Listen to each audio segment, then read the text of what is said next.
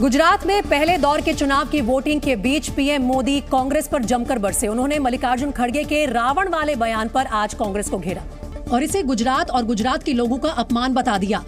रावण के, कोई राक्षस के, कोई कॉकरोच के, भाइयों बहनों, गुजरात माटे, गुजरातना लोको माटे आटली बधी नफरत, आटલું બધું ઝેર।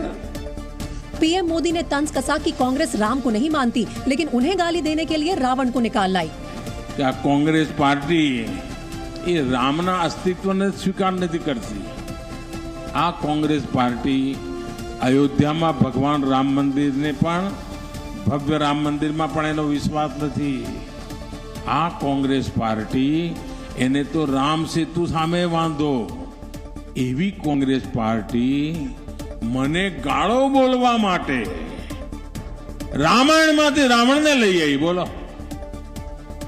दरअसल पिछले दिनों कांग्रेस अध्यक्ष मल्लिकार्जुन खड़गे ने पीएम मोदी की तुलना रावण से कर दी थी। इसी बयान का हवाला देकर पीएम ने कहा कि गुजरात के लोगों ने जो ताकत दी है उससे कांग्रेसी परेशान है, इसीलिए उन्हें नीचा दिखाने का कोई मौका नहीं चूकते।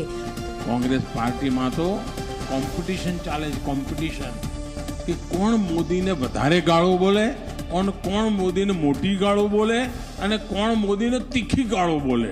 उन्होंने कांग्रेस नेताओं के पुराने बयानों को भी याद दिलाया। थोड़ा दाड़ा पहला कांग्रेस ना एक नेताए कहू कि आ मोदी मोते मरवानो छे। बीजा एक कांग्रेस ना नेताए कहू कि आ मोदी तो हिटलर ना मोते मरवानो छे।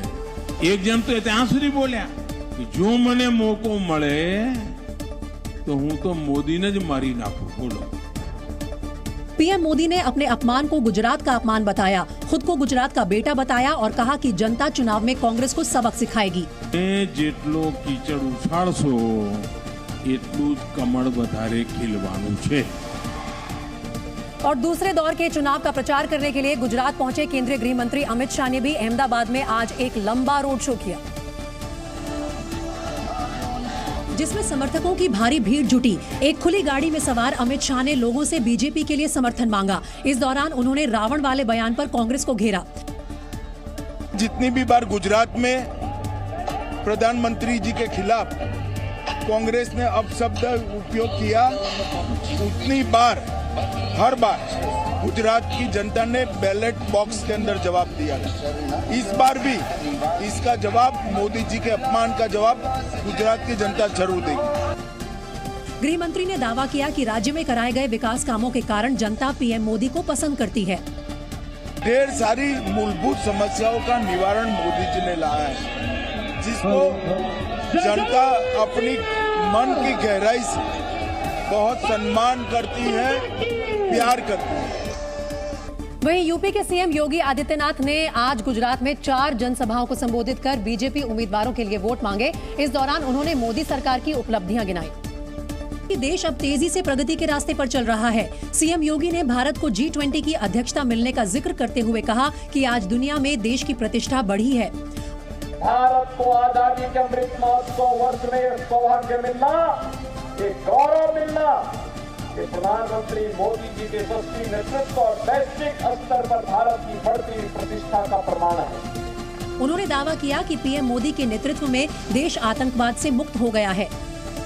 याद करिए, आज से 30 वर्ष पहले गुजरात दंगा मुक्त हुआ था, कर्फ्यू मुक्त हुआ था, और आज प्रधानमंत्री मोदी जी के नेतृत्व में भारत आतंकवाद से मुक्त हुआ है, नक्सलवाद से मुक्त हुआ है, अलगाववाद से मुक्त हुआ है। गुजरात के गोधरा में कांग्रेस सांसद इमरान प्रतापगढ़ी की जनसभा में जबरदस्त हंगामा हुआ। हालात इतने बिगड़ गए कि उन्हें जनसभा छोड़कर निकलना पड़ा।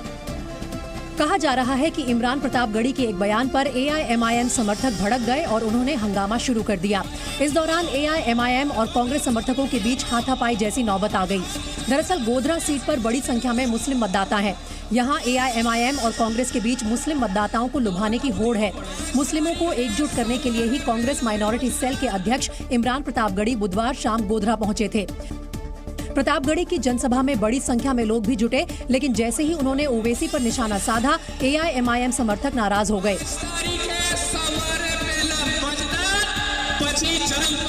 इसके बाद जबरदस्त नारेबाजी होने लगी। हंगामा शांत नहीं हुआ तो समर्थकों ने इमरान प्रतापगढ़ी को बाहर निकाला।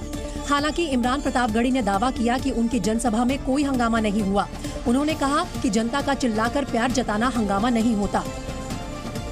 गुजरात में चुनाव प्रचार के दौरान AIMIM अध्यक्ष असदुद्दीन ओवैसी ने कांग्रेस नेता राहुल गांधी पर बड़ा हमला बोला।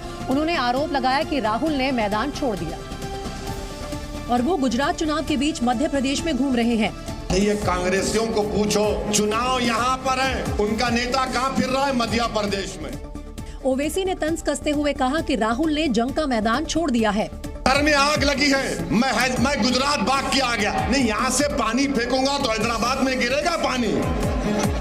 यहाँ आग लगी है, महाशय बाबा फिर रहे हैं पैदल पैदल पैदल पैदल। ये जंग होती है।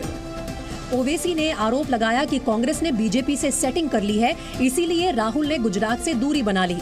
उन्होंने कहा कि मुसलमान बीजेपी और कांग्रेस दोनों के बीच पिस रहा है। गुजरात विधानसभा चुनाव के लिए आज पहले चरण की वोटिंग हुई। इस दौरान कई इलाकों में मतदान केंद्रों पर लंबी लाइन देखने को मिली। कहीं वोटरों के लिए विकास का मुद्दा अहम था तो कहीं रोजगार का। इसके लिए दक्षिण गुजरात से लेकर सौराष्ट्र तक 19 जिलों की 89 विधानसभा क्षेत्र में वोटरों ने मतदान केंद्रों पर पहुंचकर वोट डाले। मेरे दिमाग में ये था कि भाजपा ही आना चाहिए, क्योंकि मोदी ने हमारे लिए बहुत सारा काम किया है। पहले चरण की वोटिंग में लोगों ने रोजगार से लेकर बिजली पानी के मुद्दे पर वोटिंग की। जनता का यह कहना है कि सस्पेंस बरकरार रख रहे हैं अंतिम समय तक। 8 दिसंबर को ही राजनीतिक दलों को पता चलेगा कि आखिरकार जनता ने किस पार्टी को समर्थन दिया है। आज कुल 788 उम्मीदवारों की किस्मत EVM में बंद हो गई। गुजरात के पहले चरण के मतदान को लेकर नेताओं से लेकर जनता तक में जोश देखने को मिला। इस दौरान आम लोगों के साथ साथ मंत्री, विधायक, क्रिकेटर, यहां तक कि शाही परिवार के लोगों ने भी वोट डाला। क्रिकेटर रविंद्र जडेजा ने अपनी पत्नी और बीजेपी उम्मीदवार रिवाबा के साथ जामनगर में वोट डाला। वोट डालने के बाद रिवाबा ने कहा कि उम्मीदवारों की कड़ी मेहनत का नतीजा मिलने वाला है। गुजरात के पूर्व मुख्यमंत्री और बीजेपी के दिग्गज नेता विजय रूपाणी ने राजकोट में अपना वोट डाला। रूपाणी भी अपनी पत्नी के साथ वोट डालने पहुंचे थे। 2/3 से ज्यादा बहुमत मिलेगा और भारतीय जनता पार्टी एक अच्छे बहुमत प्राप्त करते हुए सरकार बनाएगी। वहीं गुजरात के गृह मंत्री हर्ष सांघवी ने सूरत में अपने मताधिकार का इस्तेमाल किया। इस दौरान उन्होंने एक नारे के जरिए अपना वादा दोहराया। सूरत के नागरिकों ने एक नारा बनाया है कि हम अपने सूरत की सूरत बिगड़ने नहीं लेंगे। राजकोट के शाही परिवार के सदस्यों ने भी अपना वोट डाला। शाही परिवार के सदस्य विंटेज कार से मतदान केंद्र पहुंचे। इस दौरान माधांता सिंह और कादम्बरी देवी ने लोगों से भी वोट करने की अपील की। बीजेपी, कांग्रेस और आम आदमी पार्टी में गुजरात की सभी महत्वपूर्ण सीटों पर कांटे की टक्कर है। पहले चरण के राज्य की VIP सीटों में खंबालिया, मोरबी, उत्तर जामनगर, मजूरा सीट शामिल है। सबसे पहले बात खंबालिया विधानसभा सीट की, जहां से आम आदमी पार्टी के CM उम्मीदवार ईसूदान गढ़वी चुनावी मैदान में है। पुल हादसे की वजह से इस बार मोरबी विधानसभा सीट पर भी सबकी नजरें टिकी हैं। यहां से बीजेपी ने 2017 का विधानसभा चुनाव हारने वाले कांतिलाल अमृतिया को उम्मीदवार बनाया है। गुजरात चुनावों में उत्तर जामनगर सीट भी काफी चर्चा में है, क्योंकि यहां से बीजेपी ने पहली बार चुनाव लड़ रही क्रिकेटर रविंद्र जडेजा की पत्नी रिवाबा को टिकट दिया है। गुजरात में पहले चरण की वोटिंग के दौरान अजब गजब तस्वीरें देखने को मिली। कोई गैस सिलेंडर लेकर मतदान केंद्र तक पहुंचा तो कोई पूरे शरीर में हल्दी लगाकर तो कोई दुल्हन की तरह सज धज कर। कृपाबा धादल की शादी होने वाली है, लेकिन शादी के मंडप पर जाने से पहले कृपाबा बोटाड़ के पोलिंग बूथ पर अपने मताधिकार का इस्तेमाल करने पहुंची। वहीं वलसाड़ के सेगबा गांव में वोट डालने एक दूल्हा पहुंचा। इस दूल्हे के शरीर और कपड़े पर हल्दी लगी थी और वो पोलिंग बूथ पर अपनी बारी का इंतजार करता दिखा। अमरेली में कांग्रेस उम्मीदवार परेश धनानी का एक अलग ही अंदाज देखने को मिला।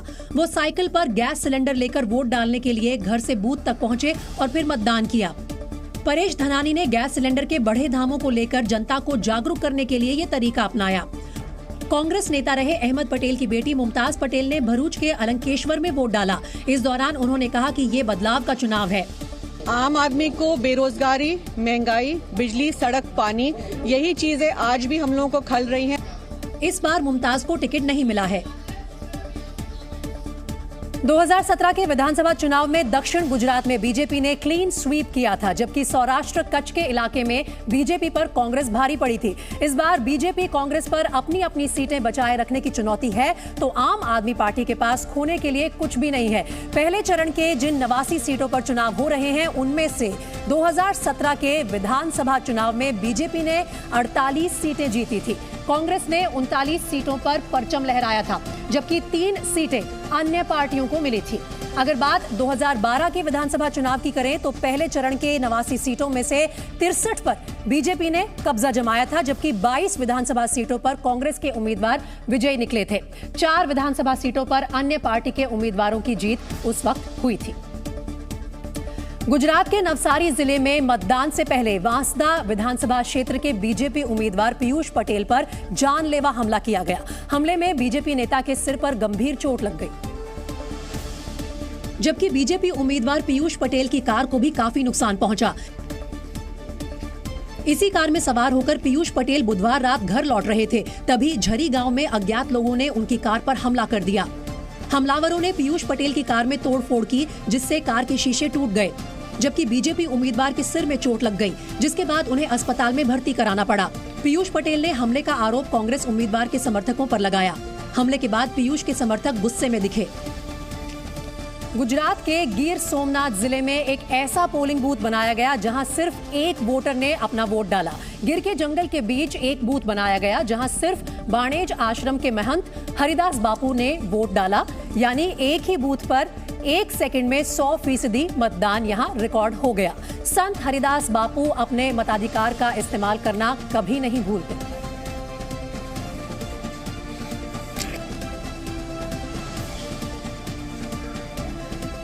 अब गुजरात के पहले चरण के चुनाव में जिन सीटों पर वोट डाले गए, उनमें सौराष्ट्र कच्छ और दक्षिण गुजरात के इलाके शामिल हैं। पिछले चुनाव में बीजेपी का सबसे खराब प्रदर्शन सौराष्ट्र इलाके में ही रहा था।